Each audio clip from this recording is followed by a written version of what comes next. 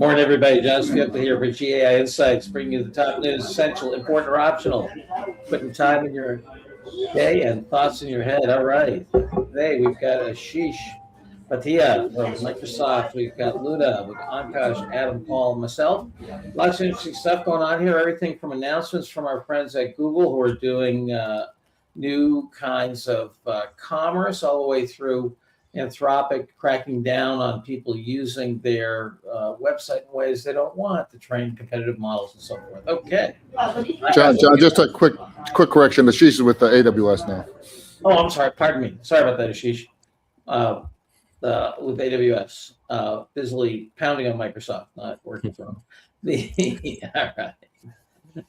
Thank you, Paul. Sorry, Ashish. Okay, guys, first article, please. Oh, yes, don't forget, if you go to giinsights.com/articles, you can follow along. All right. Okay, the first one that we have for today comes from Google, and Google has announced a new protocol to facilitate commerce using AI agents. Okay, Ashish, what do you think about this one? Interesting article. The article is very short from TechCrunch. It superficially touches on Google's new protocol called Universal Commerce Protocol. Google has announced a bunch of protocols, A2A, which is agent to agent. They've also done agent payment protocol, which is about actual kind of payment transaction between agents. This is a little bit more larger. It kind of brings together the entire commerce lifecycle. Article in itself is very short and there's not much meat to it, so I would say optional. But if you're interested in the protocol, you can actually go to the Google documentation page, and there's a ton of more information. It is backed by some of the big names, Shopify, Wayfair, Etsy, Target, and so on and so forth.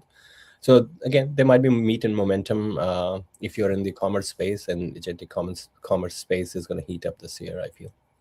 So it's interesting from that perspective. Overall, TechCrunch article is optional from my point of view. All right, we got optional. What do you think here, Paul?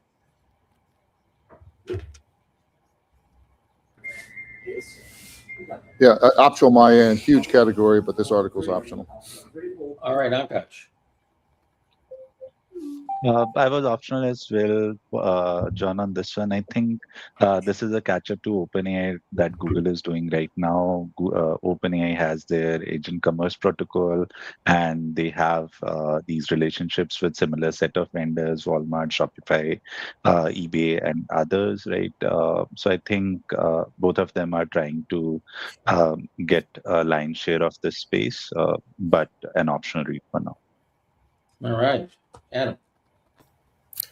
You know, I was probably important on this, and I saw, John, that you were essential in the pregame, and maybe I had a little grade inflation because I could see where you were going with this. But yeah, I was essential as well. At first, I was between optional and important, but I think if this were the announcement about agent-to-agent protocol 6 months ago, or MCP a year ago, I would probably say optional important. But the protocols we've seen lately out of Google, like agent to agent, and the it's called AP2, I think, which is the APP protocol that Ashish was mentioning before, they're just being adopted by everyone, right? Anthropic's adopting them. Microsoft has the connectors in Foundry for agent to agent. So when they, along with so many significant partners, as Ashish mentioned, Shopify, Etsy, Wayfair, Target, Walmart, I think this is something we absolutely have to be paying attention to, and it continues to feed right into the answer engine optimization. The reason, Ankaj, I think it's significant and not just competing per se with OpenAI and Stripe and the Agentic Commerce protocol is because that's really just helping, I guess, commerce get agent ready so that they can get fed into ChatGPT, whereas this is a full commerce journey from discovery to checkout to order management. And it seems like, it's going to be adopted and people should be paying attention. You're on mute, John. Thanks. All right, Luna, what do you think?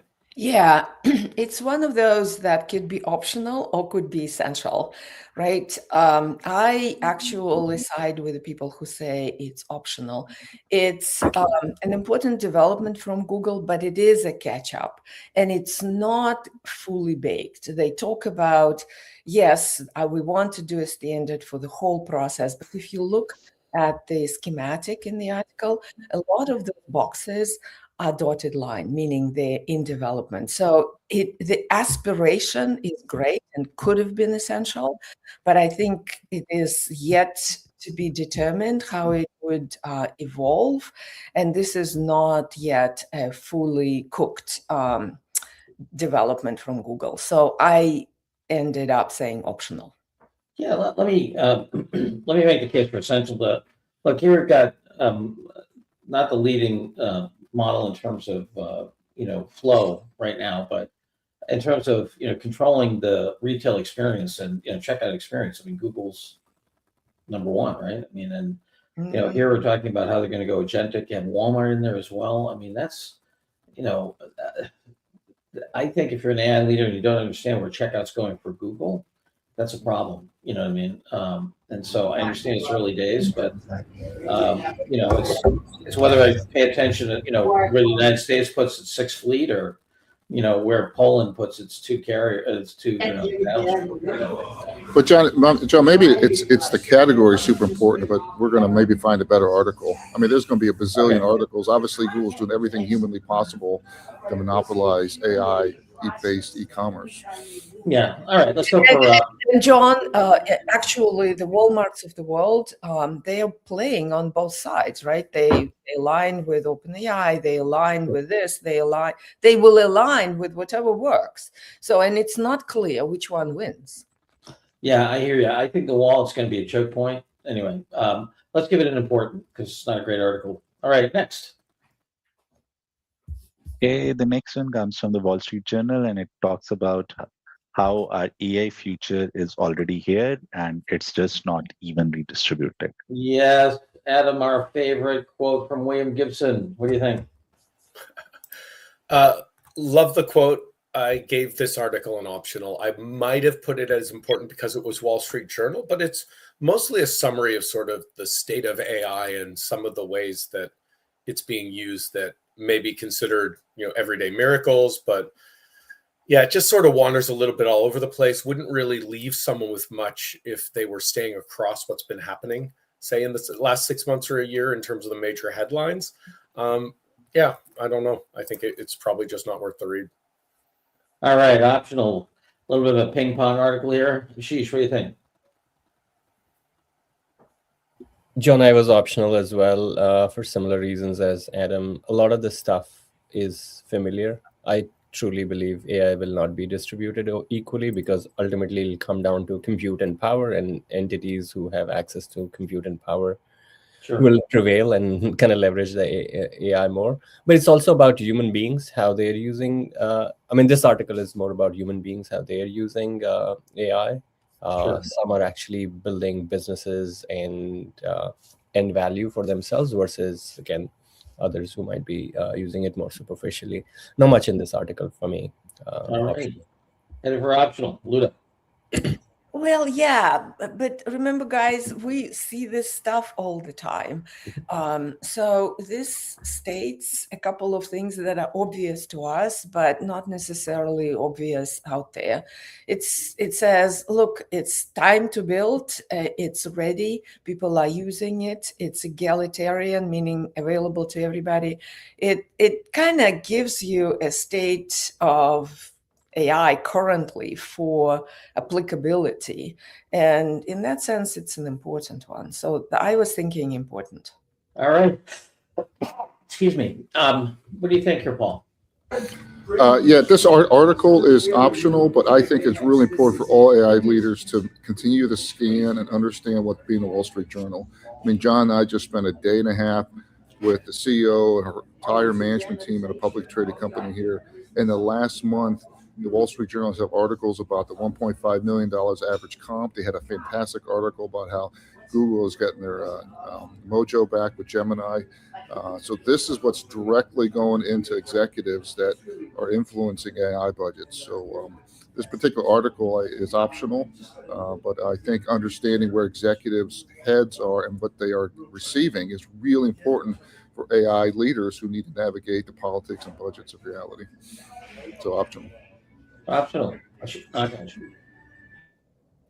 Optional, John. All right, optional it is. Next.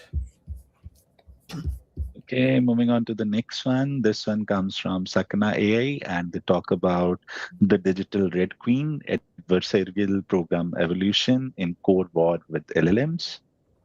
Yeah, the Red Queen effect, right? I have to run like crazy to stay in place. What do you think here, Luda? Yeah, it's certainly an optional article, but it's fascinating for people who are interested in where LLMs can be going. Sakana is pushing the envelope. They put out articles like the AI scientists, continuous thought machines. So they're really interested in how this will evolve.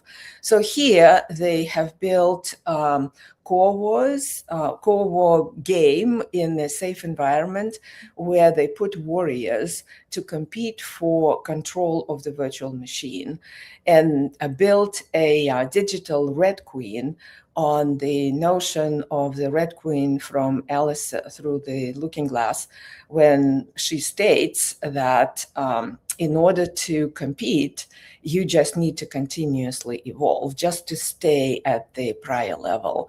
And that's why they put those warriors to see what they would do. The results are very interesting, that these warriors became standardized and generalized over time after multiple runs. So interesting, I think interesting development, but I think for esoteric AI leaders, I think, who are very interested. So optional. All right, we got an optional here. What do you think, Paul?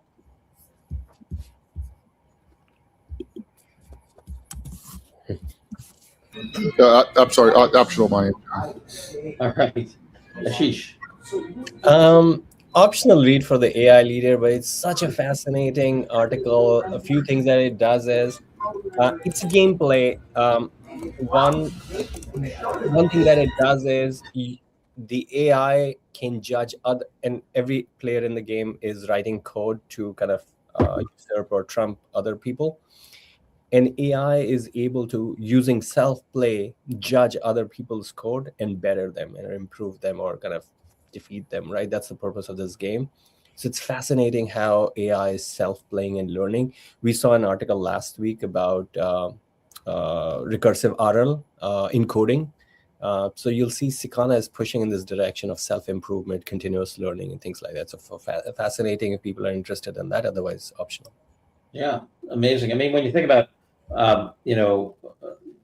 just what an important thought Darwin had in terms of, the evolution, and this is very much around, evolutionary learning, I think, when you think evolutionary competitive learning, which I think is a very, very powerful notion, right? Corollary to this, John, is this could be used in security. For example, you can use this technique to judge other people's code and malware and injection and stuff like that. So it's very interesting from that standpoint as well, without executing the code.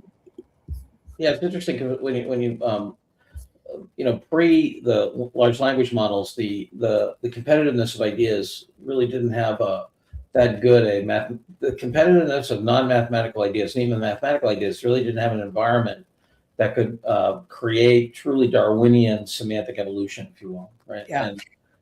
In addition to cybersecurity, real-world application, it's also drug-resistant. So when you can loop around certain behaviors and advance them. So it certainly has applicability, but it's early days for sure. Yeah, no, it's interesting. Yeah, no, this whole notion of a competitive way to do improvement. Akash, were you on this? Optional, John. All righty, and Adam. Yeah, I'm optional on this as well for sure. But I love Sakana AI. I love their approach, because rather than OpenAI or some of these other ones that are making these massive foundational models, they're really just leaning into the research side of understanding new and innovative ways to sort of expand what's even available in terms of platforms and frameworks. So it's just a matter of time. I think we'll continue to see really exciting things out of them. All right, so I'm going to give this one an optional. Next. Okay, moving on to the next one. This one comes from OpenAI and it talks about context engineering for personalization. Yeah, interesting. What do you think here, Ashish? This is, I rated this article as important, at least in my mind. The name is context engineering, but if you deep dive into the article, it's really about state management of long-term memory. And I feel context management is, as a buzzword, is interesting, but really the context that you want to bring into long-term chatbot kind of interactions is memory, right? And if you are in that space, this gives you a good rundown on how to kind of build retrieval-based, state-based memory, different stages of memory life cycle. I think of memory, when I think of memory, is 3 states of capture, retention, and then recall, right? So how do you capture memory explicitly, implicitly? How do you store it, whether it's vectorized, whether it's natural language, and how do you retrieve it in context of your conversation? That's the kind of recall part, and it kind of deep dives into all these subjects pretty well. So if somebody's implementing memory, this is an important article for them. So you give this an important? Yep. Gotcha. Yeah. What do you think, Lula?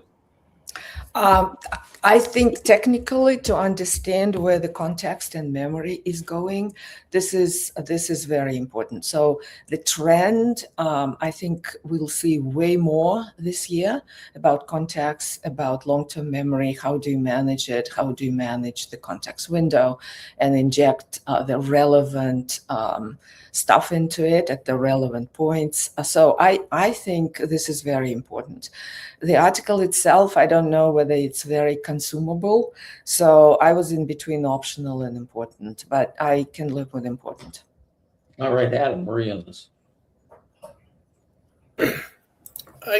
I was kind of on the fence between optional and important. I think I'd probably leave it as important just for the awareness.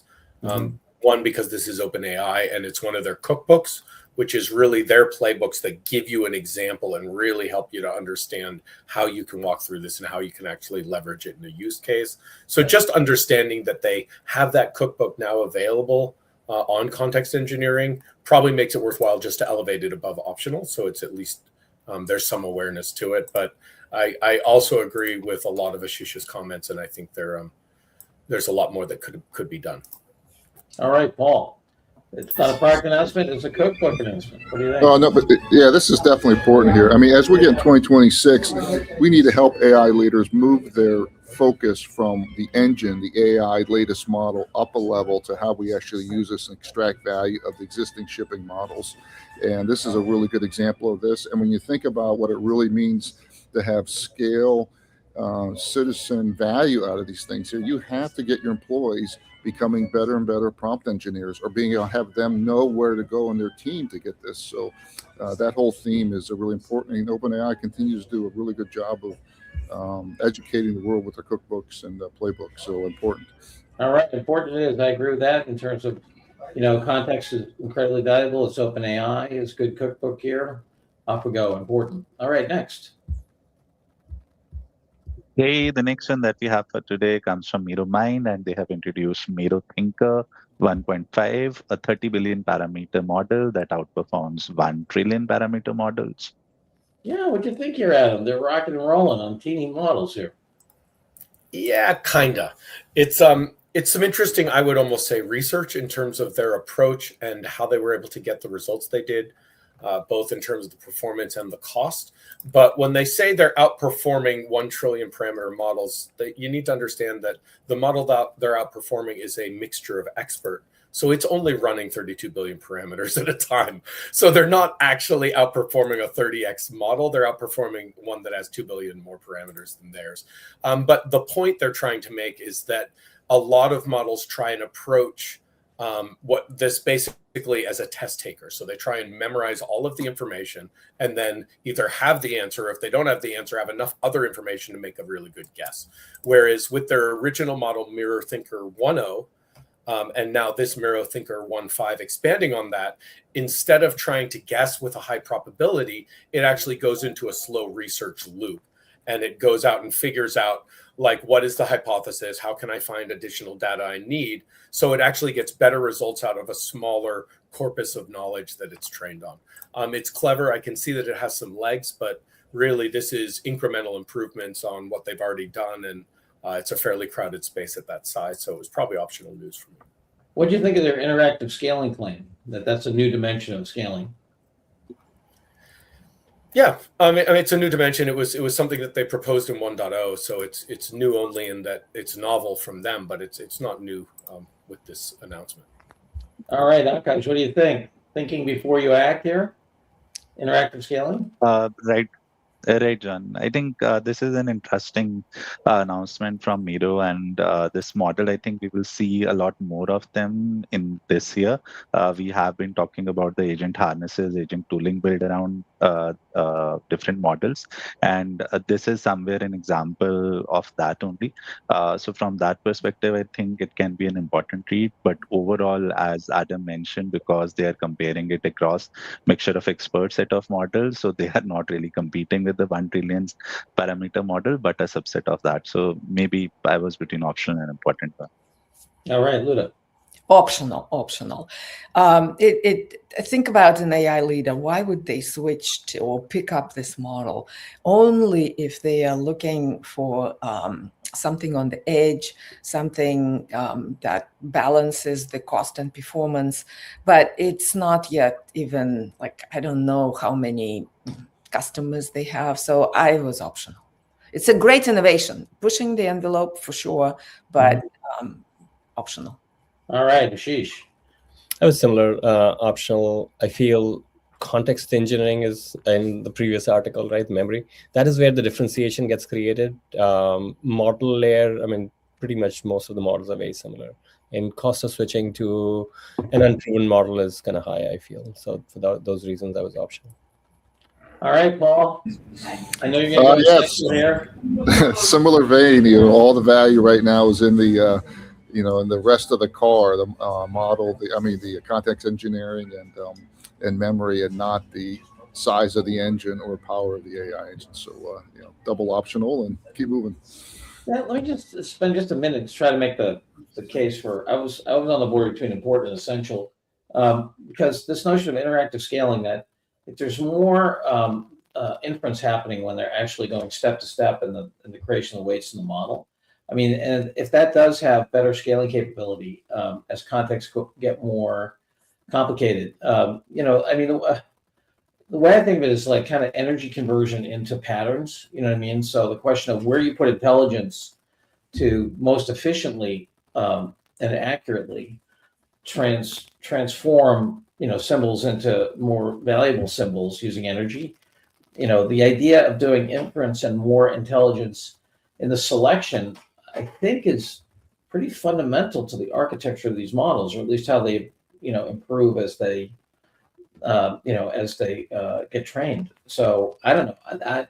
That struck me. If there is actually, this kind of new scaling dimension, that's, I think, very important. And the reason it's important when AI leader, I think, is because I think we're going to see in 26 more people interested in starting to train their own models for both privacy and performance reasons. And so I think it's going to be more mainstream, but I'm definitely in a democratic mood today, so we're overwhelmingly optional. Optional it is. Okay, moving on to the next one. This one comes from VentureBeat, and it's about Anthropic cracking down on unauthorized cloud usage by third-party harnesses and rivals. Yeah, lots of hanky-panky going on here. What do you think, Akash? John, I was between optional and important for this one. So basically, what Anthropic is doing is it's stopping third-party subscriptions. So basically, people who were using Anthropic's consumer subscriptions but running high-volume agents on loops and not using their official tools or metered API to do that. So they have done this previously in the past as well, where Anthropic stopped access to Windsurf for its set of models. They have done this to OpenAI as well, where some of the coders from OpenAI were using Claude Code to do a lot of their programming, and now they have done it to XAI, and they have done it to some other subscription-based tools like Google's Antigravity and a few others. So basically, they are trying to limit their exposure that they have through consumer subscriptions and making sure that there is no unofficial usage which harms Anthropic. All righty. What do you think, Luda? Yeah, I think it is optional. It might have competitive dynamics as a result. So the harnesses that were built, those are wrappers around Claude Code, using it under somebody's individual subscription. So it's really, but there might be those harnesses open code go to OpenAI that they've just announced. So I don't know how many users they will carry over. So there might be impact on competitive dynamics and how many users Claude Code will lose. But overall, I think it's optional. Anthropic is doing exactly what they should be doing, protecting themselves, and they're pretty good at having data and acting on their data. So, but I think optional. Adam, where are you on this one? Optional as well. Ashish? Sure that much. That was optional, but there are very good and interesting, juicy tentacles in this article. There was a Twitter post linked, and if you kind of deep dive on it, what it says is Twitter co-founder Tony Yu sent a note to their staff saying it's time for us to build a state-of-the-art coding model because we cannot be dependent on Anthropic and their will to kind of have us access to their coding models or not. This is very interesting, right? That people don't want to give very critical piece of intelligence to a competitor who can cut off access, and they want to develop it as. Yeah, I mean, the power dynamics in this thing are incredibly interesting. Paul? Yeah, it's 100% optional. I mean, are we surprised that there's shenanigans going on in the most dynamic, fast-growing world out there where people are spending billions of dollars to buy companies and hundreds of millions of dollars to take people out there. So great gossip and juicy gossip and chatter, but 100% optional. And if this wasn't going on, guess what, guys? This doesn't go on in boring markets. I don't think anyone who builds, plastic caps is having this problem in their industry. I don't understand the last point, Paul. You're saying this doesn't happen. I don't know what.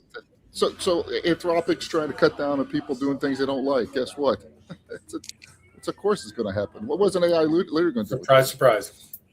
Yeah. No, I hear what you're saying. I just think that the notion of these agents are going to make for a lot of activity for people to spoof, change, address, get access to products and services. I guess that's always been true. I think the agents will make it easier. I don't know. I was more on the important end of this thing because this notion of who are you going to rely on for your creation of software. So if you believe, as I do, that Gen AI is going to explode the creation of new software, then and a lot of that software is going to be very localized to you because you're going to have non-programming citizens, building stuff, and hundreds of thousands, millions of agents or whatever. To think through, okay, what is your strategic dependence on the person who owns that model and how much, I think is something every business is going to have to worry about. And, it's more acute here because of the competitive dynamics. But, this notion of critical dependence on, these models for your software development and the software development, I think is going to get more localized. I don't know. It seems to me like an important conversation to be thinking about. John, I think that the topic you have is super important. I think you're very articulate on, avoiding vendor lock-in and the criticality of thinking, not using a traditional thinking about or your supply of technology to not get locked into a hyperscaler, not to get locked into a code editing tool, not to get locked into a certain model, or is essential category. All right, I'm going to give this an important. Okay, we get the top board. Any announcements? Two announcements. One is we no longer have a learning lab every single week. We've moved to monthly. So our next learning lab will be Monday, February 2nd. So no learning lab tonight. Second, we have our last free co-pilot training tomorrow, Tuesday at noon. And then we're taking down that free service and continuing to offer that capability to our customers. All righty. And here's our tote. We have 3 importance, 3 optionals, no essentials today. Have a great AI day. We'll see you all tomorrow morning. Thanks, everybody. Ashish, thanks so much for joining. Bye-bye now.